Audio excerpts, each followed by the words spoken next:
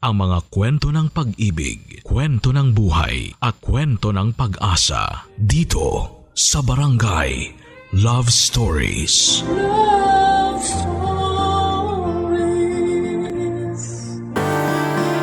May mga pangarap tayong nakakubli sa dilim na tanging tayo lamang ang nakakaalam. Ito ang mga pangarap na nais nating abutin ngunit hindi itinadhana para sa atin. Ikaw kabarangay, anong pangarap ang hindi mo naaabot pa? Dear Papa Dudut, isang magandang araw po sa inyo. Ang sabi nila, Papa Dudut, ang buhay daw ay parang isang karera na kapag hindi mo pinagbutihan ay mapag-iiwanan ka. Ganyan ang nakatatak sa isipan ko simula pagkabata. Kailangan lagi kong ibinibigay ang best ko para makuha ang approval na inaasahan ko mula sa aking mga magulang. Ang kalaban ko sa karera, walang iba kundi ang mga magiging opinyon sa akin ng mga tao. Sa tahanan po kasi namin ay mas nabibigyang pansin kung sino ang may napapatunayan na. Ang papa kong si Alfredo ay isang abogado samantalang principal naman sa isang eskwelahan ng Mama Lena ko. Lahat kaming magkakapatid ay dapat masundan ang mga yapak nila. Dapat ay katulad nila. Maging profesional din kami sa buhay. Ito lang kasi ang tanging magpapatunay sa pagiging maayos nilang magulang. Kaya naman bata pa lamang ay nakaukit na sa isipan ko na balang araw ay magiging doktor ako. Yun ang pangarap na pinanghawakan ko hanggang sa tumanda na ako. Dahil nga sa magandang reputasyon ng aming pamilya kung kaya't sinikap kong tuparin ang pangarap ko. Hindi para sa sarili ko kundi para hindi ko madismaya ang pamilya ko. Lalo na ang mga magulang ko, Papa Dudut.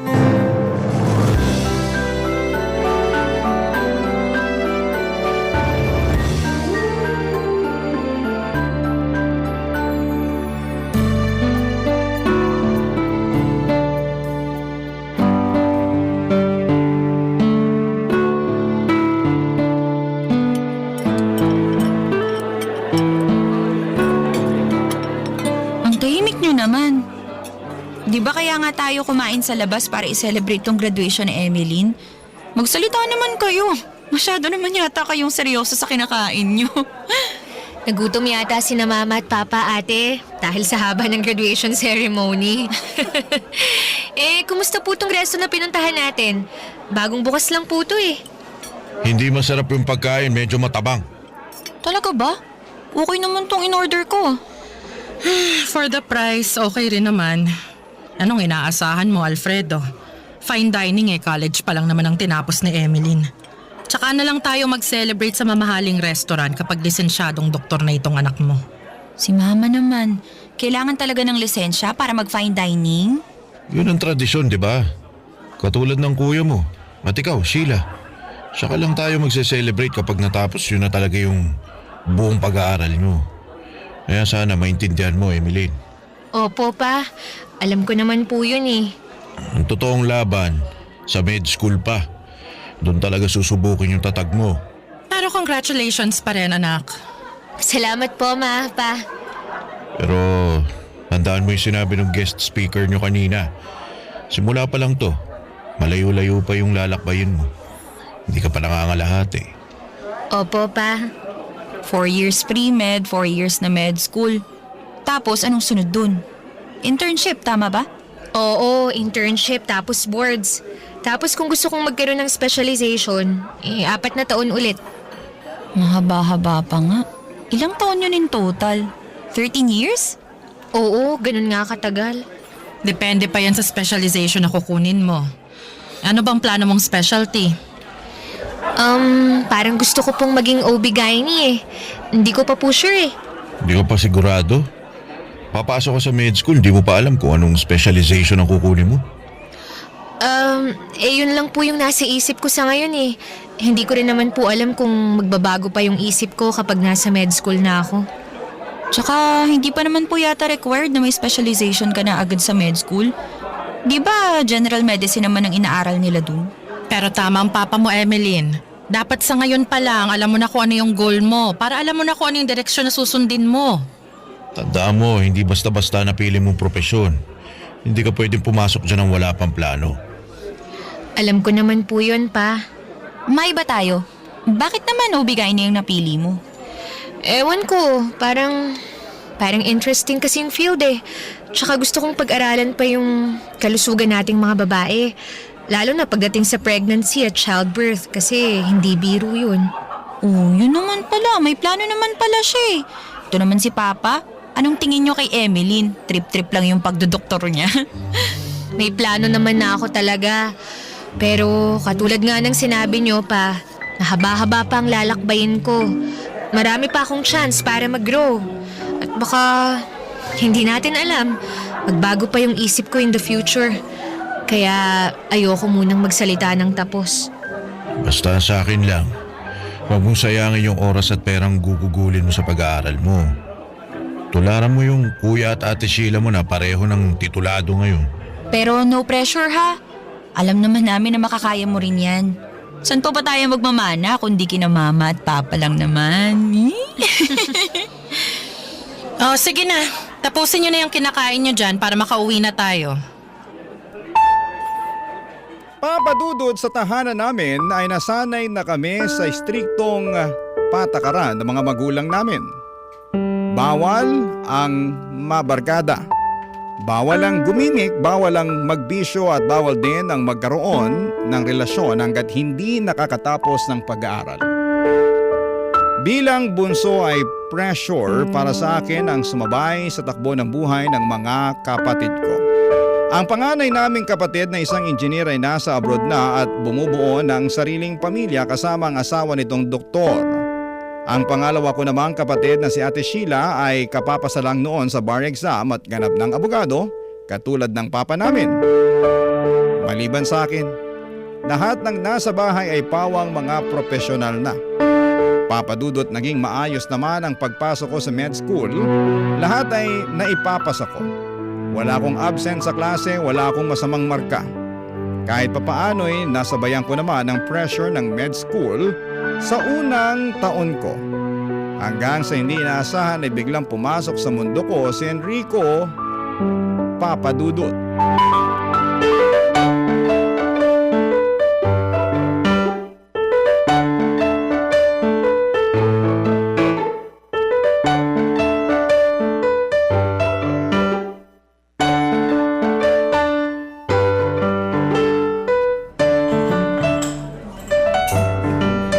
Emeline, Jem, kanina pa kita hinihintay. Nag-order na ako ng kape natin para diretso review na tayo. ay pasensya ka na. Inantay ko pa kasing matapos yung klase nitong si Enrico. Sasabay daw siya sa atin sa pagre-review. Nga pala, Enrico, ito yung kinukwento ko sa yung classmate ko, si Emeline. Emeline, si Enrico, roommate ko. Hello, magandang hapon. Magandang hapon din sa'yo. Okay lang ba na makisabay ako sa inyo sa pagre-review? Oo naman, walang problema. Maupo ka. Salamat. Ay lang yan, sabi na nga ba, may nakalimutan ako eh. Oo, ano na naman yun? Kanina ko pa kasi iniisip, pakiramdam ko may nakalimutan ako. Yung paling charger ko sa laptop, naiiwan ko sa apartment. Yan kasi, masyado ka nagmamadali kanina Syempre, alas 4 usapan namin nito eh. Anong oras no? Tsaka kasalanan mo rin eh. Sandali, kukunin ko lang yung charger ko sa apartment ha. Diyan muna kayo. Usap muna kayong dalawa kung gusto nyo. Getting to know each other, ganon. Antayin nyo ako ha. Oh, sige, dalian mo Ingat ka, masalamat ka, malapit lang apartment natin dito. Alam mo kahit kailan talaga, napaka makakalimutin ni Jim. Sinabi mo pa. Di ko alam kung paano na nakakaya mag-memorize ng napakaraming medical terminologies Stress lang siguro yun. Sunod-sunod yung long exams namin this week Nabanggit nga niya sa akin yan. Kaya nga sabi ko sa kanya, sama ako sa inyo para naman magkaroon ako ng bagong view. Nauumay na rin ako sa 4 na sulok ng apartment namin First year ka rin ba? Hindi. 3rd year na ako. Pero sa vet med ako, hindi medicine. Veterinary school. Wow, alam mo, galing naman nun. Kumusta naman ang pag-aaral? Mahirap ba? Feeling ko mas mahirap aralin yung mga hayop no? Lahat naman mahirap eh. Pero kung nasa puso mo talaga yung inaaral mo, kakayanin mong aralin lahat yun. Sa bagay, totoo nga rin naman. Pero grabe din ang hirap natin, no? Isipin mo, M1 pa lang kami pero ngarag na kami. Hindi ko nga alam kung naisa sa puso ko pa ba tong mga inaaral ko eh. Talagang butas ng karayom ang kailangan pasukin. Kasi naman, sa mga kamay natin nakasalalay ang buhay ng mga tao at hayop kung sakali. Kaya kailangan mabusisi talaga ang pag-aaral natin. Di pwede magkamali. Enrico, kung okay lang tanungin bakit mo naman naisipang maging vet? Childhood dream ko na talaga yun eh. May aso kasi ako noon. Parang 4-5 months pa lang siya sa amin. Binawian na ng buhay. Sabi ko sa mama ko, dali namin siya sa ospital. Kaso wala naman daw veterinary clinic sa amin. Kaya yun, pinanood kong mamatay ang alaga ko. Simula nun, pinangako ko sa sarili kong magiging doktor ako ng mga hayop. Kasi kahit hayop lang sila, karapatan din nila magkaroon ng second life. Oh, cute naman. Ay, hindi yung pagkamatay ng aso kundi yung rason sa likod ng pangarap mo. Salamat. Nako, mukhang wala na tayo sa agenda. Pasensya na, napakwento tuloy ako imbis na mag-review tayo. Ay, okay lang. Wala pa naman si Jem Antayin na lang natin siya. Siya kasi yung kabatuhan ko tuwing nagre-review ako eh. Ganun ba? O sige, ako na lang muna kung gusto mo para hindi masayang oras mo. Okay lang ba? Oo naman. Okay, sige. Papadudod sa kabila ng araw-araw na pressure na pinagdadaanan ko noon sa med school, hindi ko inakalang magkakaroon ako ng taong magiging sandalan ko sa gitna ng pagod. Si Enrico ang naging pahinga ko sa magulong mundo ng pag-aaral. Mabilis kaming nagkagaanan ng loob dahil na rin siguro halos pareho lamang kami ng inaabot na pangarap. Madali lang niyang napasok ang mundo ko na puro libro at pagpupuyat. Pero habang tumatagal, habang lumalalim ang samahan namin ni Enrico ay hindi ko napapansin na doon na pala nagsisimulang maligawang direksyon na pinatutunguhan ko.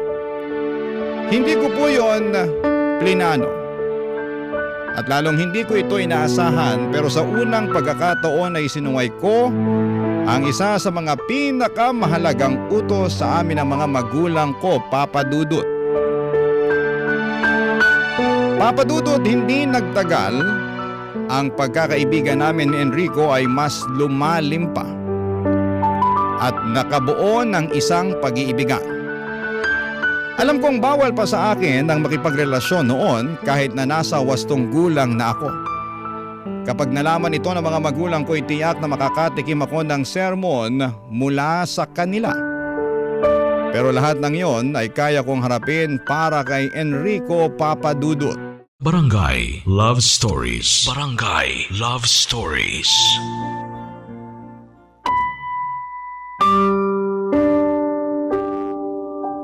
Papa Dudut, naging malaking parte kasi siya ng buhay ko nung nag-aaral pa lamang ako, kaya naman handa akong harapin ang kaparusahan kung sakali mang mabunyag ang lihim naming relasyon. Isa pa, hindi naman nakakasagabal ang relasyon namin sa pag-aaral ko, bagkus ito pa ang nagsisilbi kong inspirasyon para maigapang ang sunod-sunod na lectures, exams, and requirements na hinihiling ng inaaral kong propesyon. Kahit papaano, sa sumunod na 2 taon ay naitago naman namin ang relasyon namin ni Enrico. Papa Dudut, sabay naming inabot ang mga pangarap namin sa pamamagitan ng paghihilahan tuwing down ng isa sa amin. Patapos na ako noon ng 2nd year ng med school, samantalang si Enrico naman ay nakapasa na sa kanilang board exam. At syempre ako ang una niyang pinuntahan para makapag-celebrate. Pero dahil lunod ako sa pag-aaral, nanatili na lamang kami sa tinutuluyan kong apartment, Papa Dudut.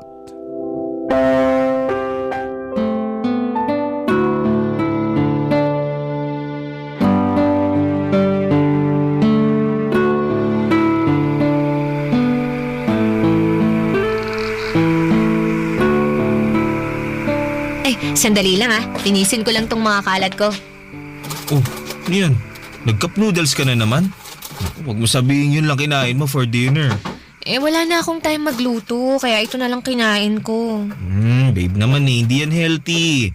Noodles na naman kinain mo kahapon Paano ka makakapag-review ng maayos kung walang sustansya yung katawan mo? Ay nako, don't worry. Ha? Sanay na ako. Hindi pwede yan. Gusto mo ipagluto kita? Wag na. Ikaw nga yung dapat mag-celebrate tapos ikaw pa magluluto. Yan mo na. Ano ba yan? Dapat pala bumili na rin ako ng pagkain Di ba, Ale? Pagluluto na lang kita. Teka. Wag na, okay na ako, babe. Hindi, magluluto ako. Hayaan mo ako magluto. Ha? Please? Ay nako, sige na nga. Bahala ka. Sino na naman kaya yun? Bakit parang ang dami ko naman yatang bisita ngayon? Baka si Jem. Sabi ko kasi sa kanya, dalawin ka Nainggit siguro. Baka gustong sumabay sa pagre-review. Ma? Ano pong ginagawa niyo rito? Gabi na po Kumain kami sa labas ng papa mo. Since madadaanan naman namin tong apartment mo, eto, nag-take out na kami ng hapunan mo. Salamat po. Nasaan po si Papa? Ayun, hindi na siya bumaba ng sasakyan. Paggamit na ako ng CR, kanina pa ako naiihi. Ma, sandali lang po. Meron po kasi akong... Ay, may kasama ka pala. Lalaking bisita? Opo, may bisita po ako. Magandang gabi po. Emeline, mag-usap nga muna tayo. Iho, pwedeng maiwan mo muna kaming dalawa ng anak ko. Opo, sige po. Emeline, doon na lang muna ako sa labas. Sige.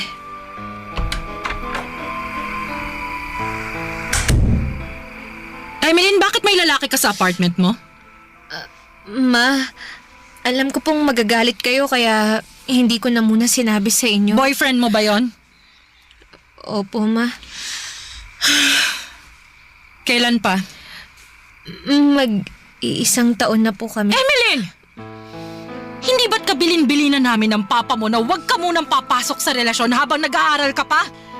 Alam ko naman po yun, Ma. Pero hindi naman po distraction si Enrico sa pag-aaral ko Ang totoo nga niyan, sobrang laki po ng tulong niya sa akin. Kahit na! At sino nagsabing magsama kayo sa iisang apartment? Hindi po. Hindi po kami magkasama dito sa apartment. Dumalaw lang po siya kasi kakapasa niya lang po sa boards. Hindi ko gusto tong ginagawa mo, Emeline, ha? Hinayaan ka naming tumira sa apartment dahil akala namin mas makakapag-focus ka sa pag-aaral mo. Pero ganito lang naman palang gagawin mo? Ma, nag-aaral naman po ako ng maayos Wala akong tiwala sa lalaking yan. Alam mo nang gagawin mo kung ayaw mong malaman to ng papa mo, ha? Ma naman.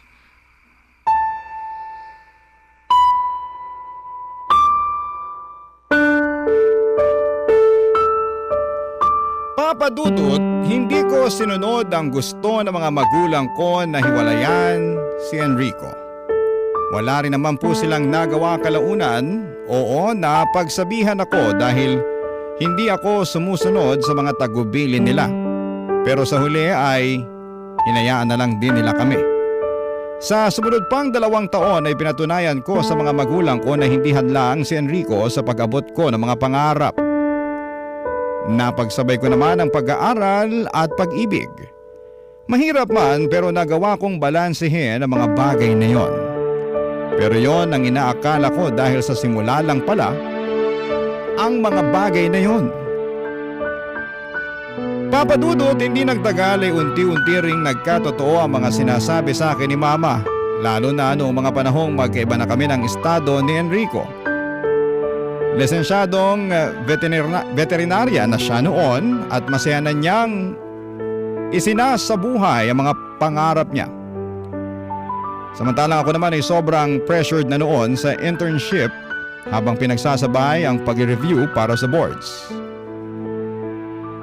Doon na nga po nagsimulang magkaroon ng problema ang relasyon namin ni Enrico, Papa Dudut.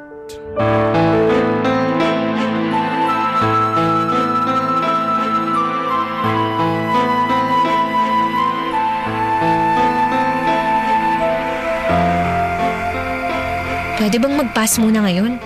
Parang hindi ko yata kayang lumabas ngayon Ano? Pero matagal na natin tong pinlano, di ba? Tsaka ipapakilala kita sa mga kaibigan kong doktor din. Naasahan ka nila ngayon, babe. Sorry, pagod talaga ako sa duty ko sa ospital kanina eh. Tsaka kailangan ko pong mag-review para sa practical exam namin bukas. Saglit lang to. Aalis din tayo agad pagkatapos ng dinner. Babe, hindi ko talaga kaya, okay? Ubus na yung social battery ko. Feeling ko hindi rin ako makakasabay sa inyo. Babe, pagbigyan mo naman yung sarili mo kahit ngayon lang. Pwede. Lagi ka nalang walang oras eh. Naiisip ko nga minsan. Minsan ano? Wala. Sabihin mo na ano yun? Oh, ano? Minsan, ano, ha? Actually, hindi lang minsan eh. Palagi ka nalang walang oras para sa akin. Ano? Ako, laging walang oras sa'yo? Eh, ano bang gusto mong gawin ko, Enrico? Sumama ako kahit pagod na ako. Hindi naman yun ang punto ko. Eh ano? Sorry ha kung wala akong oras para sa sarili ko, para sa'yo, para sa relasyon na to. Sorry kung gusto kong pumasa sa exams ko para maging doktor na rin ako katulad mo. Sorry kung mas marami kang time kaysa sa akin kasi naabot mo na yung pangarap mo samantalang ako, nandito pa rin ako, pagod, puyat, walang kain, tapos ako pa yung may kasalanan kasi ano, wala akong time, ganon? Sorry na. Hindi naman yun ang gusto ko sabihin eh. Humihingi lang naman ako ng konting oras sa'yo. Hindi mo ba ako nakikita? Ngarag na ako oh. Wala na nga akong oras maligo ng maayos dahil sa kawalan ko ng oras eh. Oo, alam ko. Nakikita kitang pagod. Nakikita ko yung effort mo. Pero paano naman ako? Ha? Masama bang humiling ng kahit kakarampot na oras lang mula sa'yo? Sinusubukan ko naman eh. Pero sa ngayon, mas priority ko pa ang pag-aaral ko. Okay? Alam mo yan. Dahil galing ka rin sa kinatatayuan ko. Pangarap ko to, Enrico. Kaya ito muna yung uunahin ko. So anong sinasabi mo? Wala ako sa priorities mo ngayon? Ayokong magsinungaling sa'yo, pero siguro nga yun ang totoo. Yun ang nararamdaman mo eh. Sino ako para i-invalidate yun? So ganun pala. Wala lang ako para sa'yo. Hindi yun ganun, Enrico. My gosh! Ang hirap nang mag-explain sa'yo. Bakit hindi mo ako magets? Eh ano palang silbi nang nandito ako kung wala naman pala akong halaga sa'yo? Ha? Kung masyado kang focus sa pag-aaral mo at wala kang time para sa relasyon natin, mas makabubuti na lang siguro kung tapusin na natin to. Eh mukha rin namang wala na tayong patutunguhan eh. Enrico naman, ngayon mo talaga to gagawin. Bakit pa natin patatagalin kung mukha sa ganitong paraan lang din naman tayo mauuwi? Sige, okay. Para matapos na to di sige, maghiwalay na lang tayo. Total magkaiba na tayo ng hinahabol ngayon. Magkaiba na tayo ng priorities. Hindi na tayo katulad ng dati. Kaya tapusin na natin to. Wow! Hindi ko inaasahan to mula sa'yo. Alam mo Emeline, ang bilis mong umuo no? Pero salamat sa pagsasabi ng totoo. Good luck Emeline. Sana balang araw, makamit mo rin ang pangarap mo. Maiwan na kita. Aaminin ko, Papa Dudut, na isa sa mga rason kung bakit ko iniisip na makipaghiwalay kay Enrico noon ay dahil naiinggit ako sa kanya. Hindi man dapat pero hindi ko maiwasang magkaroon ng inggit sa estado niya dahil napakaganda na ng buhay niya noon. Noong pareho pa kaming nag-aaral, nagkamabutihan kami dahil pareho kaming babad sa pag-aaral. Pareho kaming motivated na habulin ang mga pangarap namin. Pero noong naabot na ni Enrico ang mga pangarap niya ay para bang napag-iwanan ako. Alam ko namang ako yung mali pero kung maipagpapatuloy ko ang relasyon namin na may ganong uri ng mindset ay masasaktan ko hindi lang si Enrico, kundi pati na rin ang sarili ko. Kaya para sa peace of mind ko ay tinapos ko na ang relasyon naming dalawa. Halo-halo na rin kasi ang nararamdaman ko noon kaya naisipan kong mag-solo na lamang muna. At lumayo ako. Hindi lang mula sa boyfriend ko, kundi pati na rin sa lahat ng tao sa paligid ko. Barangay Love Stories. Barangay Love Stories. Papa Dudut, ang maganda noong mga panahong wasak ang puso ko ay subsob ako sa pag-aaral. Nagpakapagod ako sa ospital kung saan ako intern. Wala akong oras para mag-relapse dahil kailangan ko ring mag-review para sa board exam tuwing wala akong ginagawa.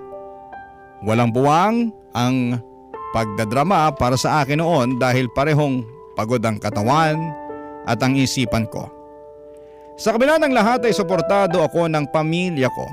Ibinigay nila sa akin ang oras para mapag-isa. Hindi sila nakialam dahil alam din nila ang pinagdadaanan ko noon. Sa parehong pagkakataon ay hindi na rin nagpaparamdam sa akin si Enrico.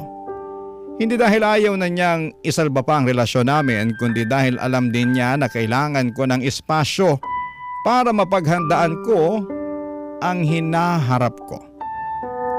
Hanggang sa dumating na nga ang araw na pinakahihintay ko. Ang board examination. Ginawa ko ang makakaya ko, pero nang lumabas na ang resulta, hindi ko pa rin nakita ang pangalan ko.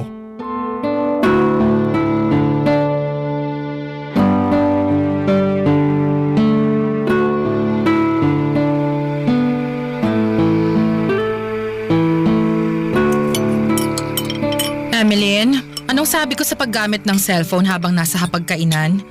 Kumakain tayo tapos naka-cellphone ka dyan? Kumain ka muna. Sorry ma, lumabas na kasi yung resulta ng board exam eh. Talaga? Ano, kumusta? Nakapasa ka ba? Eto na. Wait lang, hinahanap ko na yung pangalan ko. Oh, bakit ganyan ang itsura mo? Huwag mo sabihin. Hindi ko makita yung pangalan ko. Sigurado ka bang latest yung post na binabasa mo? Baka naman mali yan chinecheck mong listahan. Tama po to. Galing po yung link sa group chat namin eh. Pa, ma, hindi yata ako nakapasa. Ano ba sinasabi ko eh? Mas inuna mo pa kasi yung paglalandi kaysa mag-concentrate sa pag-aaral. Pa, wag naman ganyan. Hiniwalayan na nga ni Emily yung boyfriend niya para makapag-focus sa pagre-review, di ba? Yun na nga eh. Paano niya ibibigay yung atensyon niya sa exam kung ganyang may pinagdadaanan? Tama na yan. Nangyari nang nangyari. Kahit magsisihan pa tayo, hindi naman magbabago yung resulta.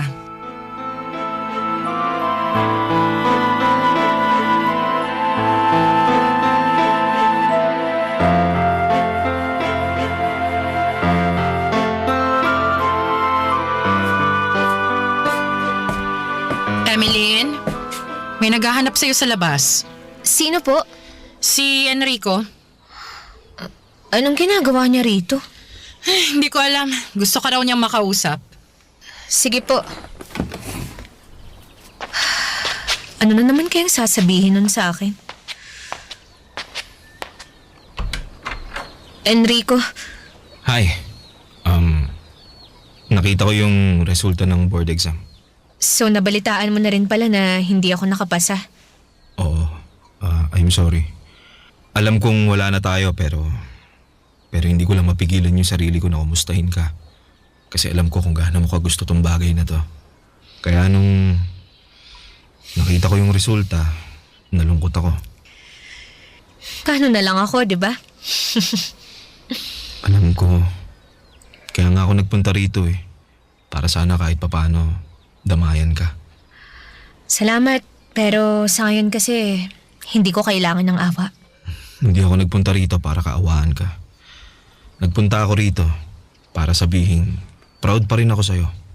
Sa kabila ng lahat, alam ko ang mga paghihirap na pinagdaanan mo kaya proud na proud ako sa'yo. Salamat. Alam mo, ikaw lang yung tanging taong nagsabi sa akin yan.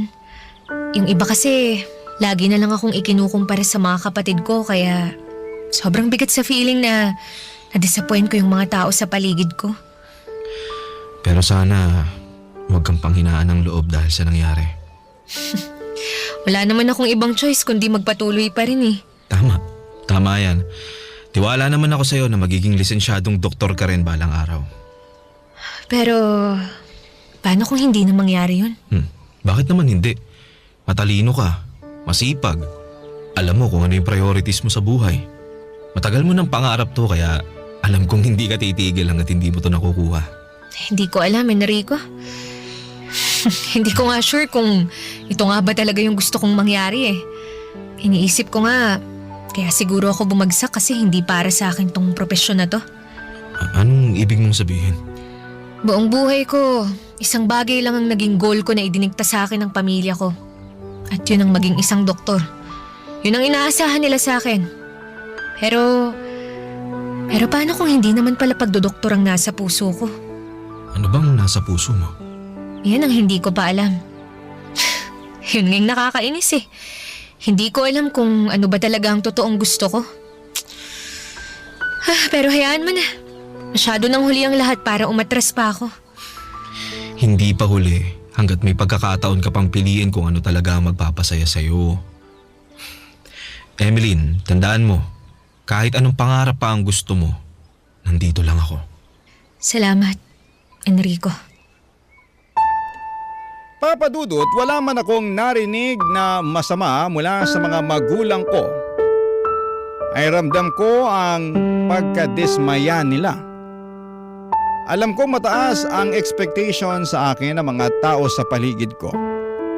Pero mukhang iba ang nakaplanong landas para sa akin dahil hindi ko inaasahan ang nangyari.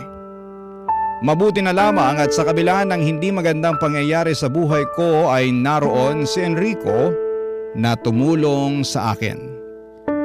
Kahit na ako mismo ang bumasag sa puso niya ay hindi niya ako iniwanan. Bagkos ay tinulungan pa niya akong bumangon.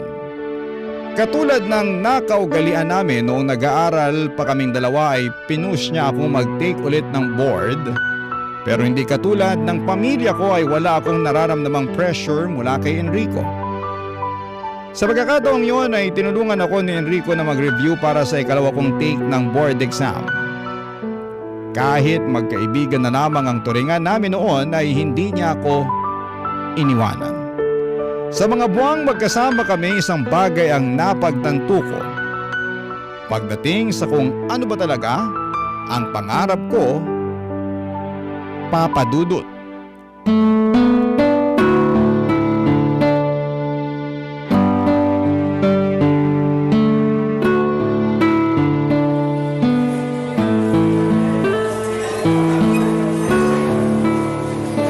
Kain ka muna. Lalamig yung in-order natin. Hindi ako makakonsentrate sa kinakain ko eh.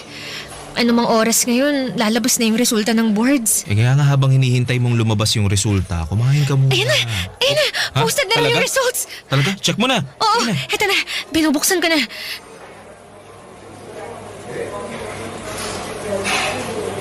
Ano? Kumusta? Wala. Wala pa rin. Hindi na naman ako pumasa. Second try, bagsak pa rin. Siguro ito na yung paraan ng universe para sabihin sa akin hindi para sa akin ang pagdodoktor. May susunod pa namang exam eh. Huwag ka mag-alala, may next year pa. Tina. Hindi ka na magre-retake? Bakit? Alam mo kanina, habang nag-i-scroll ako, hinahanap ko yung pangalan ko. Kabado ako. Hindi dahil baka wala na naman akong pangalan, kundi dahil baka nakapasa na ako this time. Oh, bakit? Anong mali doon? Mas kinakabahan ka na makapasa ka? Ganun? Oo! Kasi once na nakapasa na ako, ibig sabihin magiging doktor na ako. Oo. Hindi ba yun naman talaga yung point? Yung maging doktor ka? Yun nga eh. At that moment, na-realize ko na hindi nga talaga yun ang gusto ko. Hindi ko gustong maging doktor, Enrico. Nung nakita kong wala yung pangalan ko sa listahan, alam mo, nakahinga ako. Sa halip na madismaya, parang natuwa pa nga ako eh. Sigurado ka ba talaga sa sinasabi mo? O baka naman defense mechanism mo na lang yan? Alam mo, okay lang namang madismaya eh. Okay lang malungkot. Okay lang umiyak kung gusto mo. Valid naman yung nararamdaman mo eh. Hindi, totoo to. Hindi ako in denial. Noon pa man, alam ko na sa sarili ko eh na parang hindi ko gusto tong ginagawa ko. Hindi ko lang gustong harapin noon yung totoo kasi natatakot ako sa sasabihin ng iba. Pero ngayon, for the first time, ngayon lang ako naging totoo sa sarili ko. Ngayon ko lang in-acknowledge yung totoong gusto ko. Ano naman yung gusto mo? Yung galing sa puso mo, ha? Simple lang ang pangarap ko, Enrico. Nitong mga nagdaang buwan, marami akong realizations lalo na nung sinamahan mo ako sa pagre-review. Na-realize ko na isang bagay lang ang hinihiling ng puso ko. Ano naman yun? Maging ina. Maging isang mabuting ina sa mga magiging anak ko na susuportahan ko kahit ano man ang nais nilang abutin sa buhay. Siguro, oras na rin para putulin ko yung nakasanayang sistema sa pamilya namin. Na porket detitulong lahat. Na porket professional na sila, successful na sa buhay nila, kailangan mo ring maging ganun. Natutuwa ako sa wakas na hanap mo na rin ang gusto mo. Ako rin. Natutuwa ako na natanggap ko na rin ang totoong gusto ng puso ko. Malayo man sa gusto ng lahat, pero ito ang gusto ng puso ko. Paano naman yung mga magulang mo? Tingin mo, matatanggap nila kapag nalaman nilang ititigil mo na yung pagiging doktor? Alam kong hindi nila yun matatanggap. Pero, hindi ba mas masaya yung isa buhay mo yung totoong pangarap mo kaysa bumuo ng isang buhay para lang mapasaya yung mga tao sa paligid mo kahit hindi naman yun ang gusto mo? Tama nga naman. Alam mo, habang tumatagal, mas lalo kitang hinahangaan eh. Nasabi ko na ba na sobrang proud ako sa'yo? Deserve mo yung masayang buhay, Em. Salamat, Enrico. Salamat. Papa Dudut, 2 beses akong bumagsak sa examination. Doon pa lang ay isa na itong senyales na baka nga hindi para sa akin ang pagiging doktor. Mas mabuti na yon kesa mauwi ako sa propesyong hindi ko naman talaga mahal, Papa Dudut.